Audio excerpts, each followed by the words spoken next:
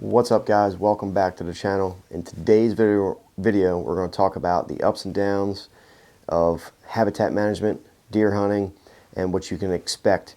And there's a lot of things that goes into this, and I feel like a lot of people get discouraged because they don't see instant gratification of something.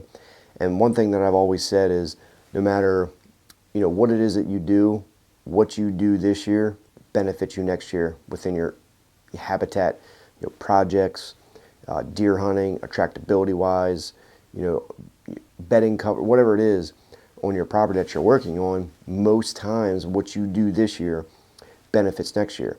We're going to run over some instances on what you can expect and some examples. For instance, if you're on a property where you're lacking food, okay, you're lacking food, you know it, you have limited resource for food, the deer are hungry, they look skinny, the ribs are showing, and all of a sudden you start planting food plots, right?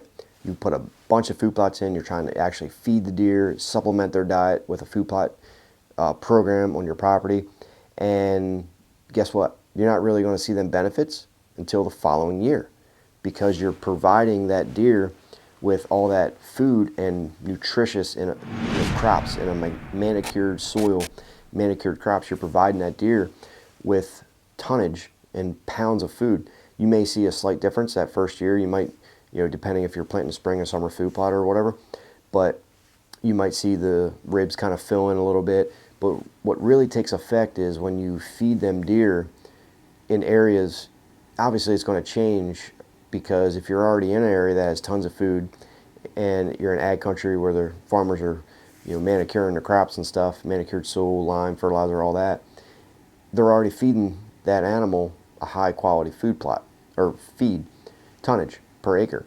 So if you start doing it, you're going to see very little benefit, right?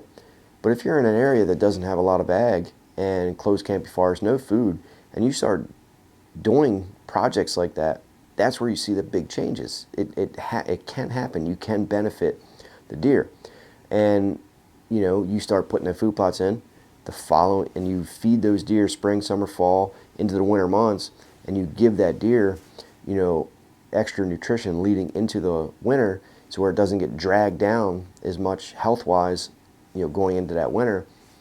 Rebounding in the springtime, that's where you see major jumps. You'll see the body weight increase, ribs stop showing, the deer just look healthier in general.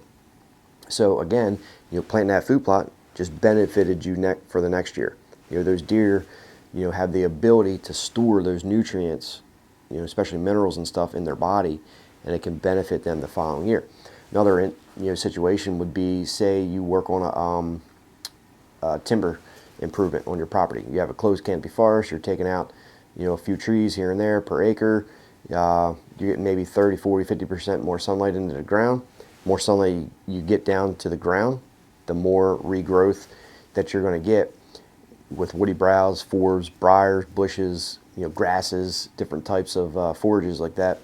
And say you do that in a winter, this year, well, you're not going to really see maximum growth until the following year. So what you just did is going to benefit you the following year. A lot of this stuff isn't instant gratification, so you have to be patient with it. But just realize that each project that you work on, right, is benefiting not only you, your property, but it's benefiting the deer for that following year. Anything that you do, hinge cuts, that's kind of instant. You're dropping food down at the ground level, but when that stuff starts filling in, thickens up, that's going to really benefit more tonnage per acre the following year, right? When you say you like to bait deer, with a supplement program such as corn or roasted soybeans, or pellet, whatever you guys are using, right? It's what you do year after month after month, day after day, year after year, to see those slight gains on that side of things, but to see the true improvements with food plots and some timber work, say you're edge feathering or clearing out a spot to plant a food plot, all that stuff is going to work for you the following year. When you're creating you know, like travel corridors, you're creating trails through the woods, you know, that stuff's pretty instant, right? You know, you're creating that trail, it's instant. Deer are going to start using it. But when you start actually, when you work on those big changes with some TSI, hinge cuts, you know, say you're getting a select cut on your property or a clear cut, you know, that's really going to benefit you and the deer, especially the deer the following year. And then the following year after that, it gets even more. So no matter what you do, you just have to have, you know, a reasonable expectation of what you can get out of this, you know.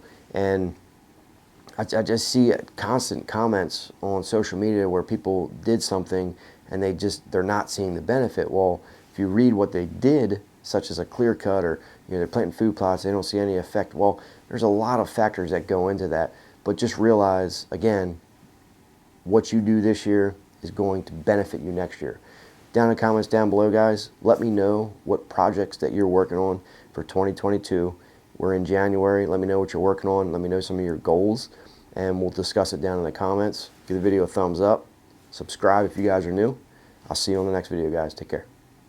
Thanks for watching this video, guys. If you want more information on food plots, soil samples, and habitat management, click this video right here on the screen. Thanks for watching. Subscribe if you guys are new.